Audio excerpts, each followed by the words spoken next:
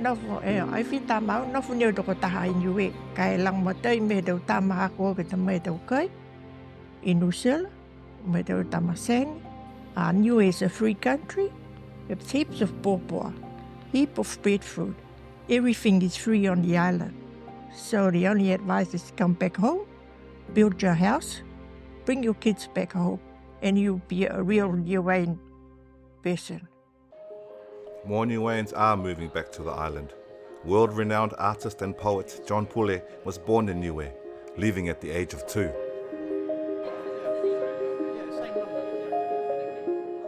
In 2013, I was invited to go back to Alofi to take part in the Niue Arts Festival. And while I was there, a friend of mine, a Koso Pavihi, came to see me and he said, look, you are a Niuean artist, but you don't have a studio here in Niue. And I would like you to come back. You belong here. You're living in New Zealand. You are painting things about Niue. You are talking about Niue. You're writing poetry about Liku. You're writing history about Niue, but you don't have a base here. And so he helped me clear the pathway for me to go back. And I was able to go back and build a little hut on my father's land. John is now able to live across both countries. He's a New Zealand Arts Laureate and regarded as one of the Pacific's most significant creative voices, with exhibitions all over the world. The title of the exhibition is called Haya, and Haya is a very common word, used in Niue. It's like an interjection of approval. So when you have a conversation, the person you're talking to will go, Haya, leave it at that. Everything's okay, takapia. And this exhibition was painted in the old whalepono in Alofi.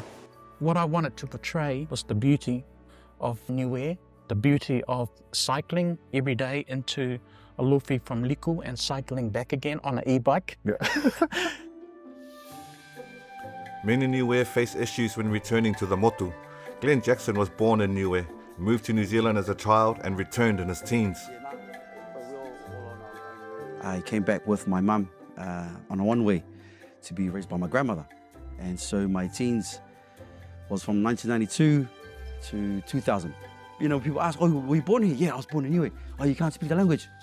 Oh, it just felt that punch in the gut.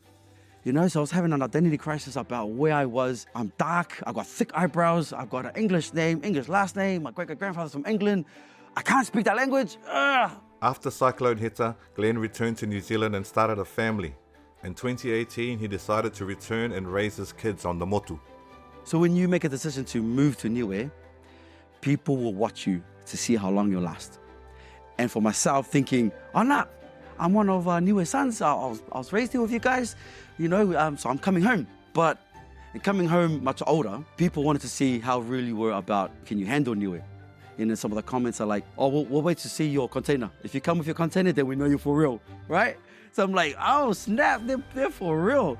And then the pallets came, and that was like, yep, I'm here for real now. I brought my stuff, So that was an interesting time to kind of move back home to Niue. I moved back and built in 2015, and the land trouble pretty much started straight away. And it's all to do with the usual story. Niueans, families move away, and there's no one left to look after the lands. And then one day, someone like me turns up, and I have a letter from my tupuna, my matriarch, saying that these lands belong to our family. And of course, there are people there who don't think so because, they have started planting on it. They've looked after it.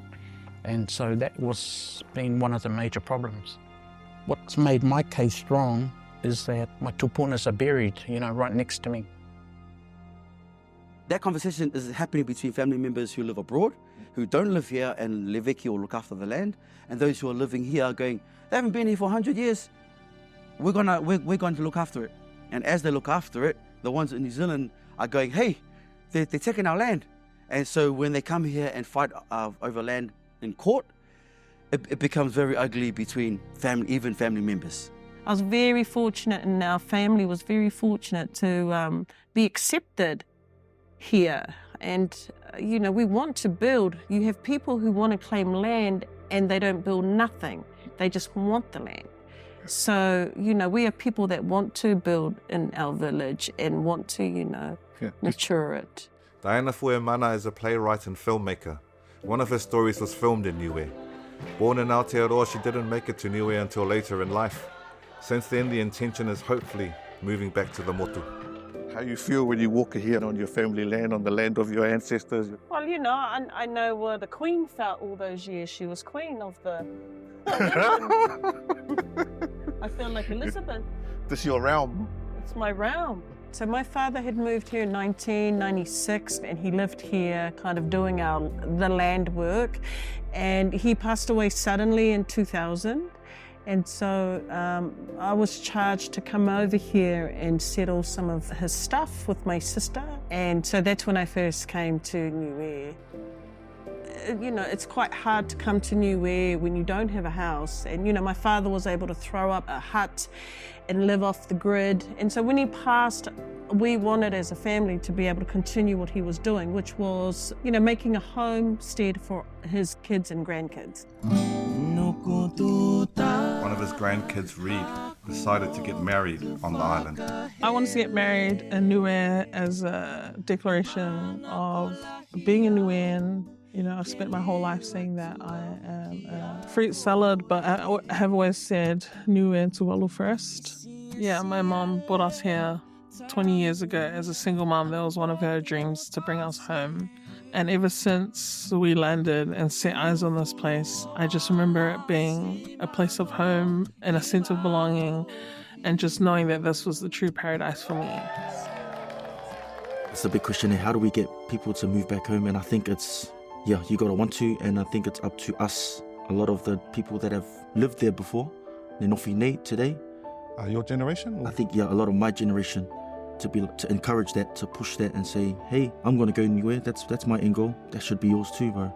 It's an incredible place, right? It's beautiful. Our geography and our fishing and diving is some of the best you'll find in the world. Honestly, I feel like I won the lottery being born in Niue. For me, when you see the impacts of global consumption and the environmental degradation, you realise that these are the actual gems in the world.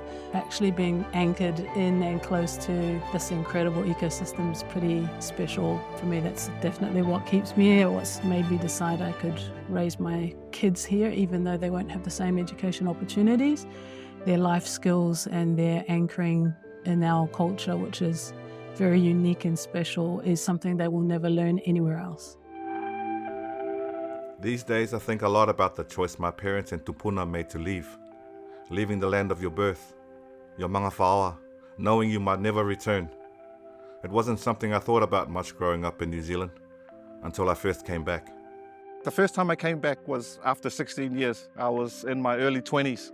Because we come to shoot a movie, so I returned with a whole film crew to film a fake wedding here in this village. The whole island thought it was real. It was hard to explain to everyone that we were just making a movie. So I was my headspace was in that area. But when I got off the plane, I don't know what hit me. Something just got me. And it was very hard to make it across the tarmac from the aeroplane into the thingy. And from then on, it was... I wasn't... It was just like a hole. I felt whole again. Coming back, and we shot that film, and that was about a month, and then we had to leave, and then leaving that second time was hard too. It was just go harder and harder. I didn't get to Niue until I was over 50. I didn't think I'd ever get back there, getting on and all of that kind of thing, and I never thought that I'd ever get back there. Got myself together, psyched up and all that. On the plane, and I looked down at this tiny little jewel in the middle of the ocean. This is the land that my mum and dad came from, and they left. Got off the plane, the first thing I did, I kissed the ground. I'm home, and I felt it. I'm home. Little did I know that it was tarmac and a bit of stone. Yeah. There is something about Niue, and I think a lot of Niueans feel it. Even the ones that haven't been here, it's home. Like, you for me, it was like I have to go back home because that was Niue is my sense of belonging. I met Ulu Motua in Mutalai, who told me who I am. Me he tumu aki ulu hao ke to alo hui, koe Niue a koe. That to me meant everything.